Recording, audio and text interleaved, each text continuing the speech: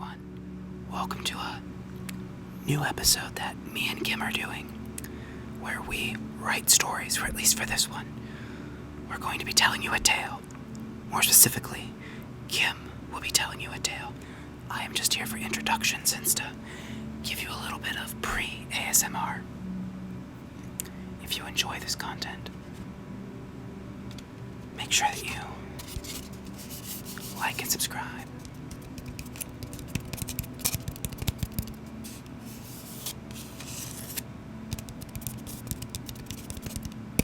I would tell you to ring the bell, and then Kim would generally ring a very loud, obnoxious bell, but we don't want to deafen you.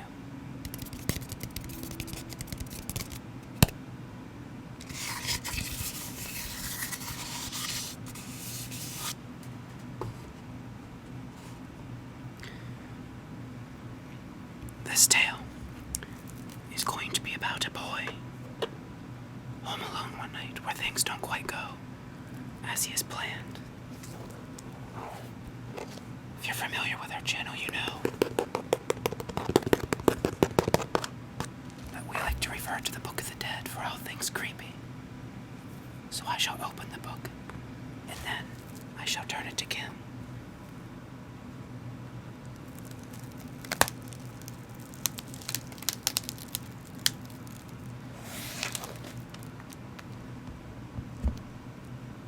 Enjoy. It was only 5 p.m., but the sky was as black as coal, as is winter in Ohio. The wind was howling as it rushed through the trees, pushing flurries of snow from the covered ground into the air.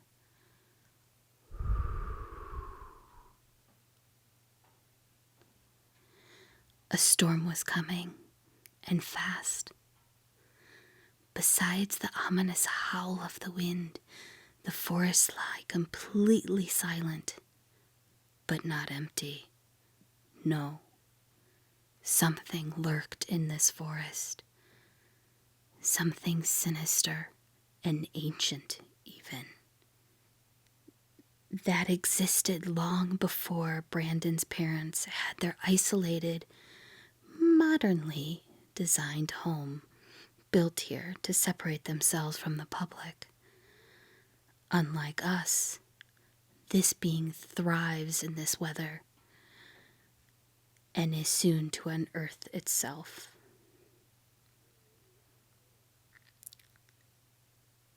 Brandon was used to being home alone. His parents both have very strenuous jobs and work late hours. Tonight was no different. He sat home doing the usual hobbies of a 14-year-old boy. Video games, Netflix, and browsing whatever social media app he happened to open first. There might be some homework thrown in there, but Christmas break just began. And why do now what can be done later? Brandon was scrolling through his phone when he is disturbed by rapid tapping on the window in the living room.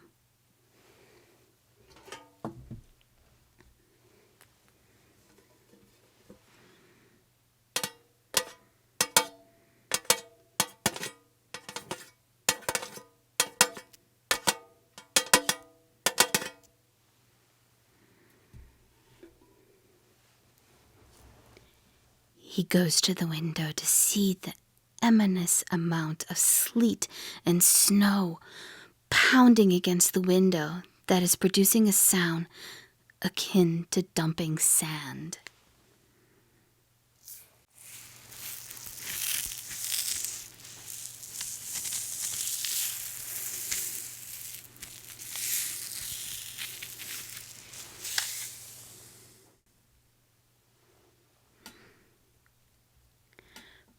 Brandon, now looking down at his phone to check the time, sees it is 5 p.m.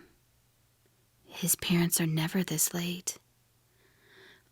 Almost As if he summoned them, the phone began to vibrate in his hand. The screen reads, "Mom." Brandon answers the phone. "Hey, where are you guys?" "Have you even looked outside?" replied his mom. "Well, yeah, looks like shit.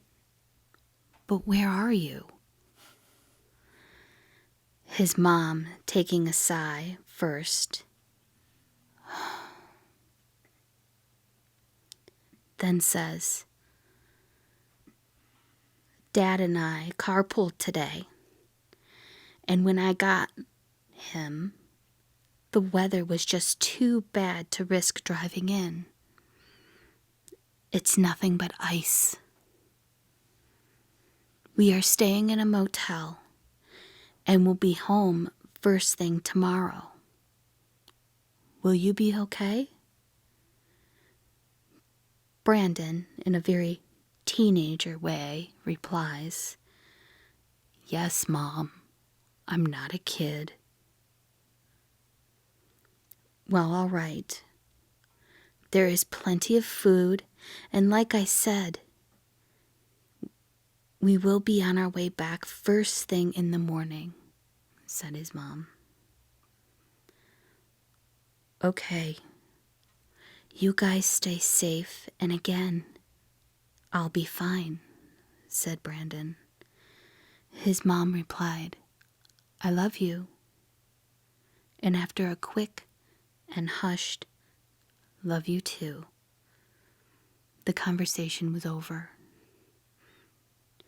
Brandon made his way back to the couch, flopping on it as if he were an anchor, and continued to play on his phone until he was asleep. As Brandon slept, the storm raged on, wind ripping through the forest, pounding against the house, and dropping winter ash as if it were competing for something. The wind was making loud rustling and banging noises as it slammed into the side of the house, but not quite loud enough to drown out the sound of the hooves rapping against the roof.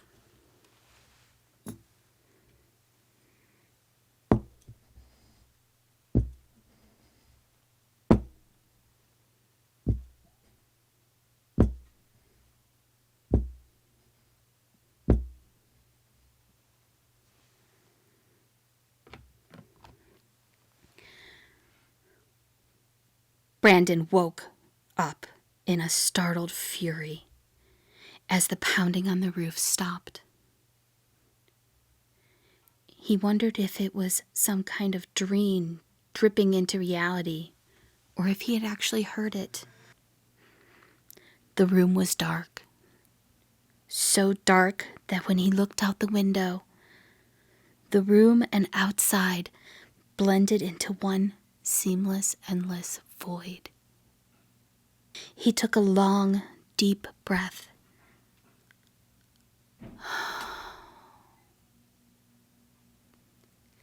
and released a cloud of wispy smoke.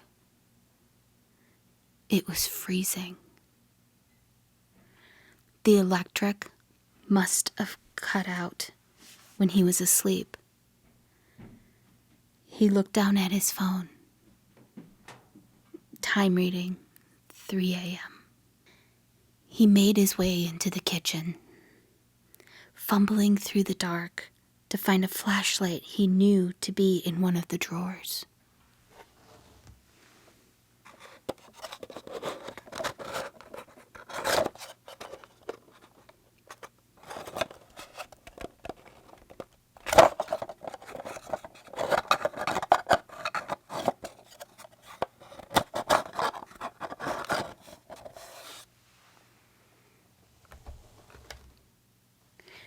When he finally found the thing, it was basically an antique.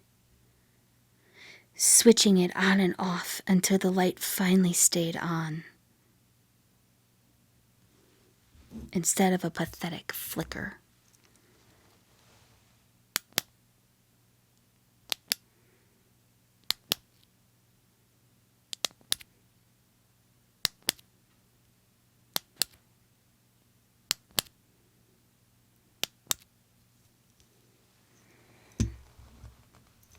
He walked to the sliding glass door in the kitchen to see what the night had brought them.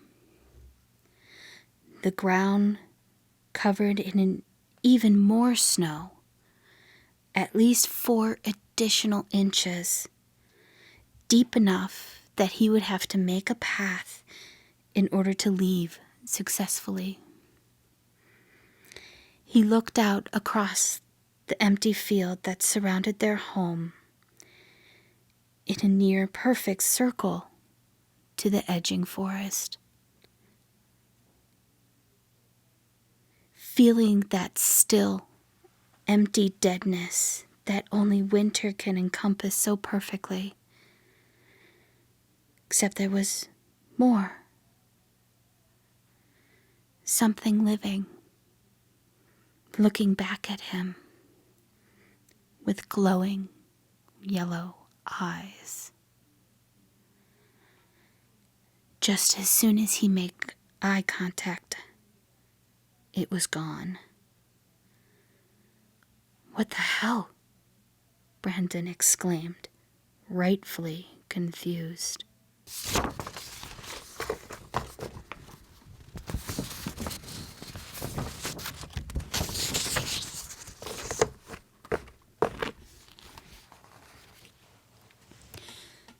So in between each page, we're gonna do some side ASMR noises for you. Starting with this.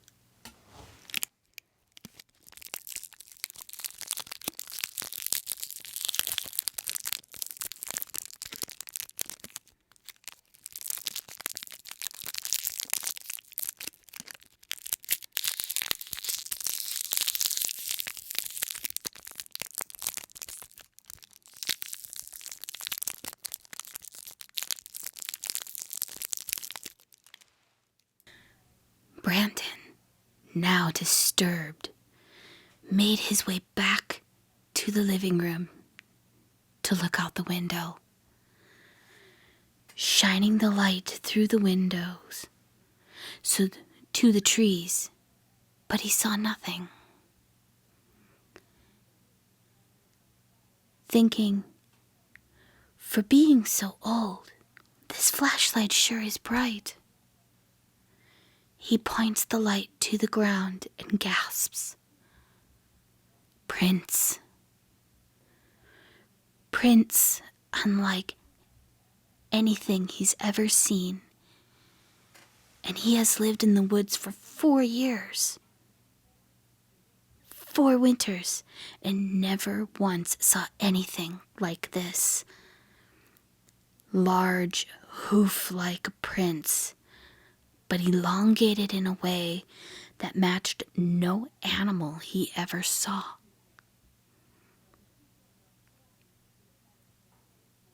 Also, the prince started at the window and led to the forest, as if something left from a non-existent door and made its way into the woods.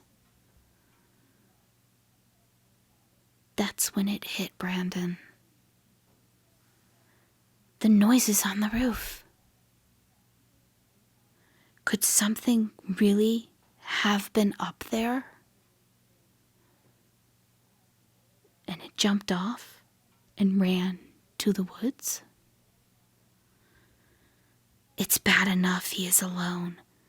The electricity's out, it's freezing, and now this? Maybe I'm just being hysterical, he thought. But he knew in his gut that something wasn't right.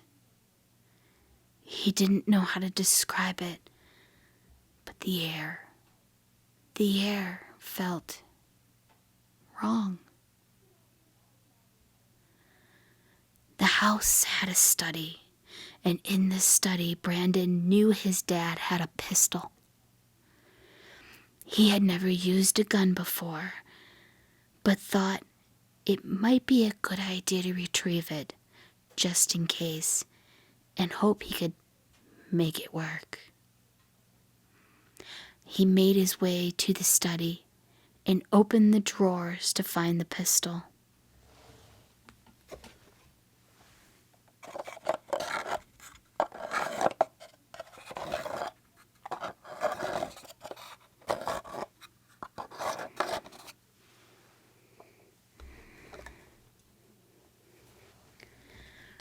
No bullets in it. Of course, he thought. The study had multiple bookshelves in it, and all of them were full. He began to pull books from the shelves with decent confidence that the bullets were hidden somewhere nearby. He pulled a big game hunting book off the shelf and saw a small box of bullets behind it.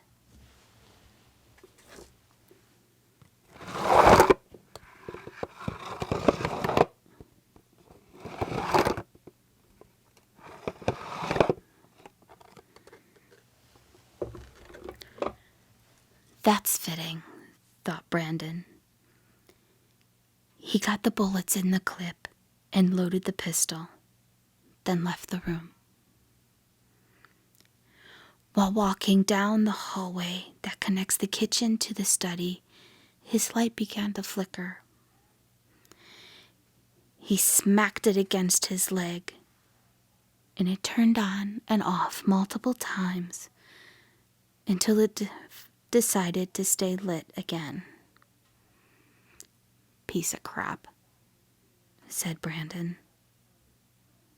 He began to walk again when he heard something that sounded far away but also too close at the same time. What could only be described as a howl, layered with blood-curdling scream of a woman. Something so otherworldly he was convinced its origins could only be that of the earth itself being ripped asunder and the bowels of hell bleeding its tortured sound into our atmosphere. He nervously found his way back to the kitchen and to the sliding glass door. Terrified but too curious not to look out the door for the source of the sound, or if those eyes were back. He used his flashlight to scan the edge of the forest from left to right. He didn't see anything. The light reflected back from the glass made it hard to see, so he stepped outside to the ridge of the door. Not too far to be out of the comfort of his home, though. He began to scan the forest again, slowly, from left to right. His eye caught something, a glint. He shined his light on it, trying to focus. It stayed on the spot for a while until suddenly the darkness of the forest birthed a figure.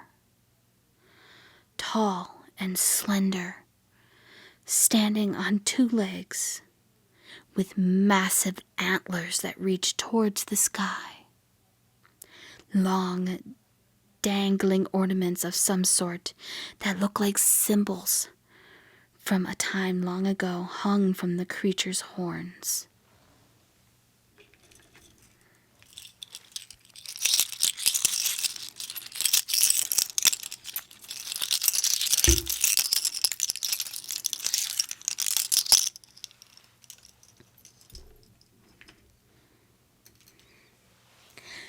Matted gray fur over its entire body and the eyes.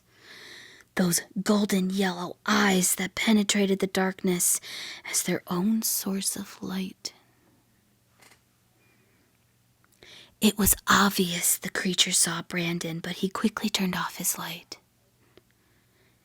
He stood there in the threshold of the door, not able to see anything but the glowing yellow eyes staring back at him, unmoving.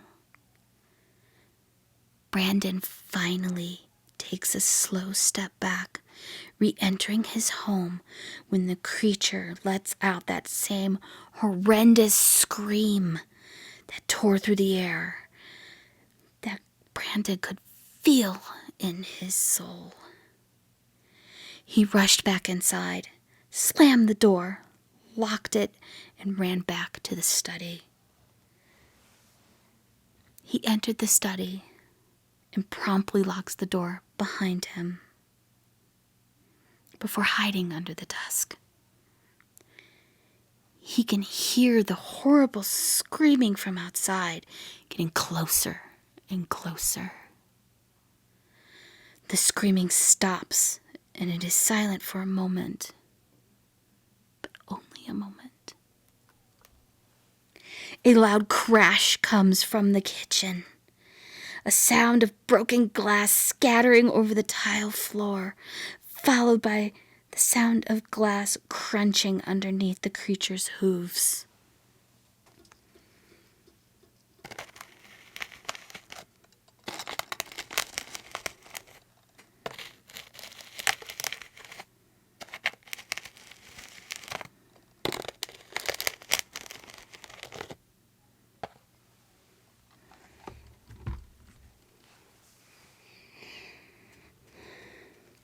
Brandon continues to hide under the desk, shaking out of fear, gun in hand.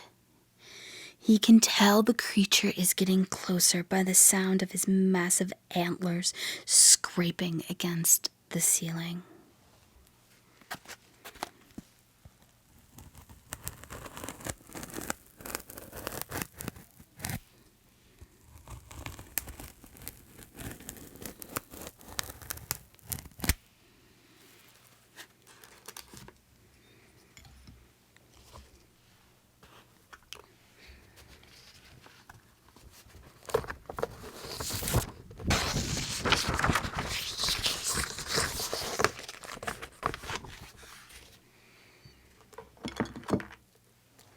Another little break.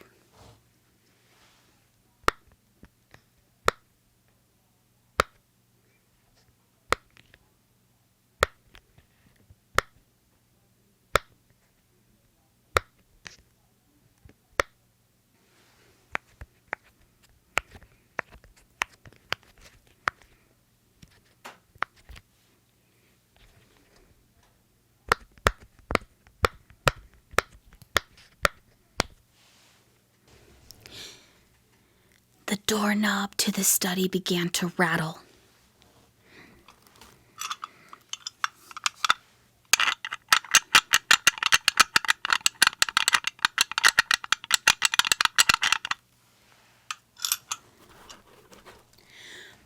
Brandon clutched the gun in his hand while knowing it was useless.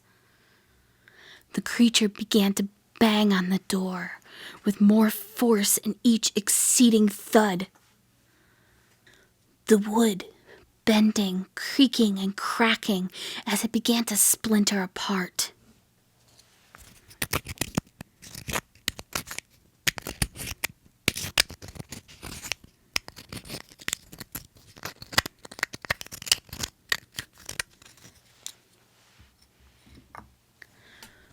Finally, the door disintegrated at the creature's will.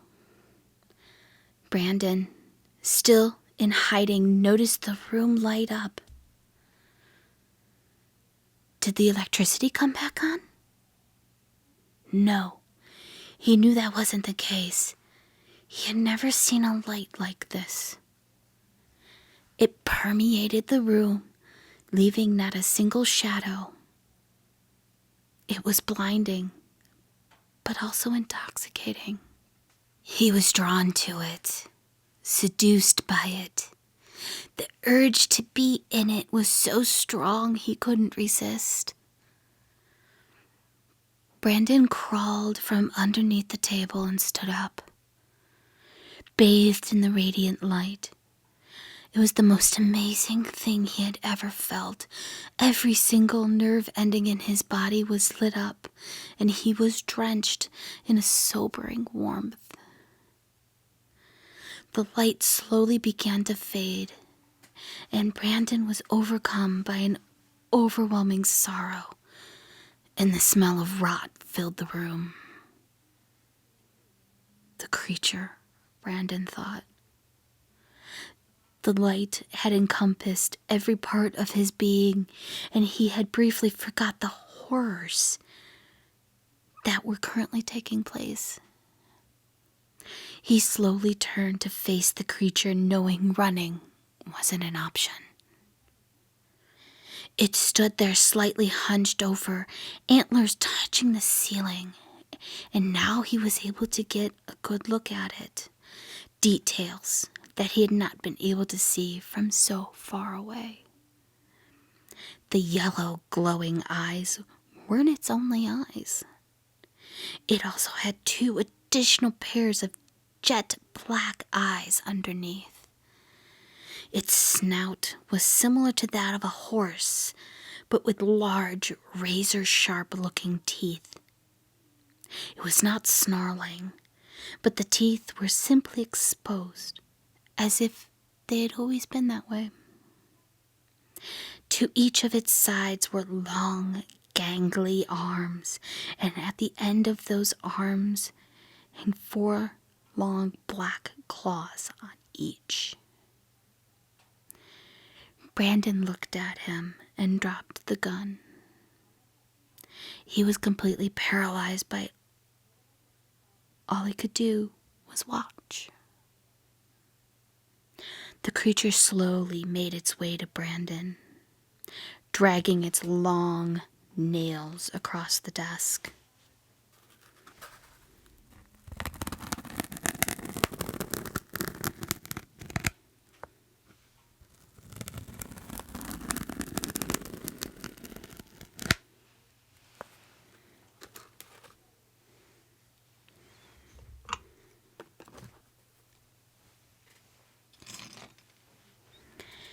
It stood in front of him, towering.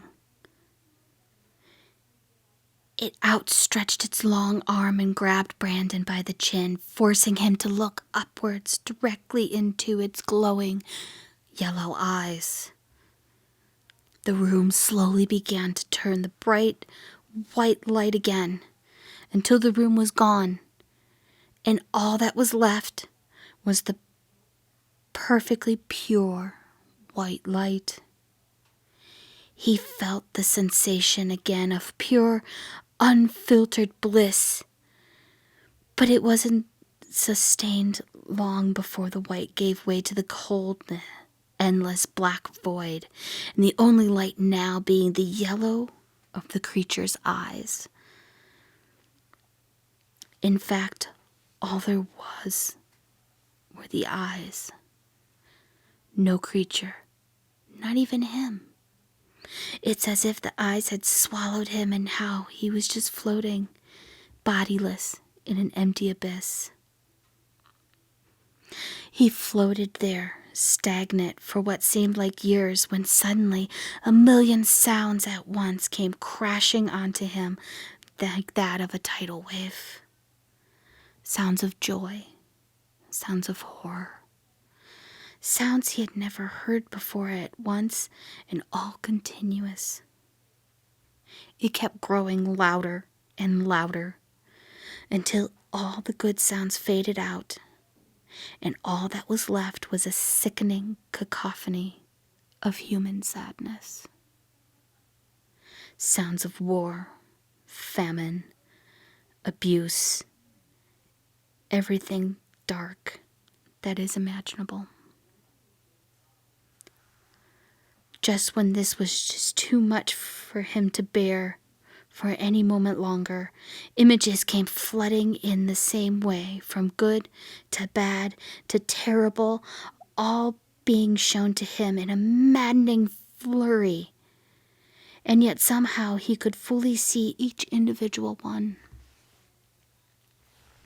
Thousands of years of information being bestowed upon him simultaneously from the past, the present, and the future. Just as soon as it had all began, it came to a halt. Brandon was back in the study, alone. No creature, just the sound of the wind, sleet, and snow blowing against the window. Brandon, with his eyes glazed over, walked back to the living room, laid on the couch, and fell back asleep. The next morning, after the storm had ended, Brandon's parents returned home. Their truck pulled up over the snow, crunching and packing it beneath the tires.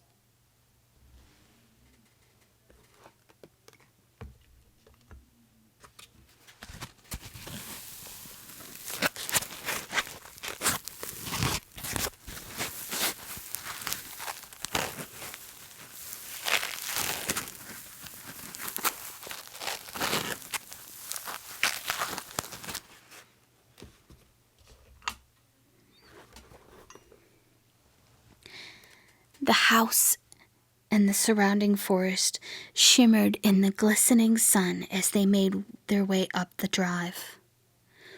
Once they got closer to the house, they noticed the kitchen door, and that it had been completely destroyed. They jumped out of their vehicle and waded through the thick blankets of snow as quick as they could. Snow was littered throughout the kitchen and made its way all the way to the living room.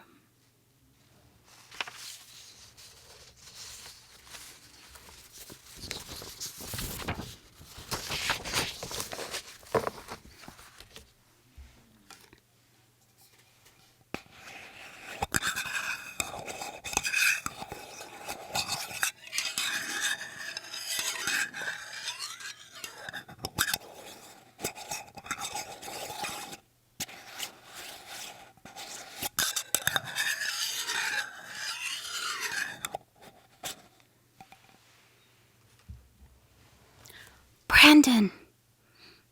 yelled the mom. There was no response. "Brandon, where are you?"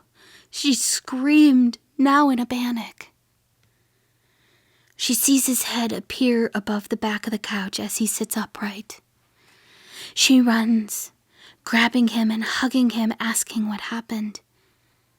Brandon doesn't reply. She runs her hand through his hair while hugging him tight and feels a slight bump. She looks down and there is a small nub of what looks like a budding antler. She loosens her grip so she can look at his face. "Honey, what happened?" she asks again. Brandon just stares blankly at her. She pulls herself in closer to examine his face and notices that one of his eyes looks different, slightly bright, and maybe a little yellow. If you've made it this far, you've made it to the end of the video, and we appreciate it very much.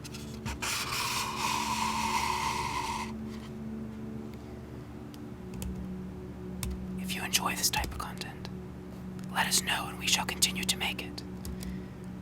If you didn't, let us know as well, so we know not to make it anymore. It was a lot of fun getting to write you a story and tell it to you, as well as producing all kinds of fun ASMR. If you have any recommendations, make sure to let us know that as well. And of course, we will continue to make the same content of our haunted house reviews and going to actual haunted places and haunted adventures.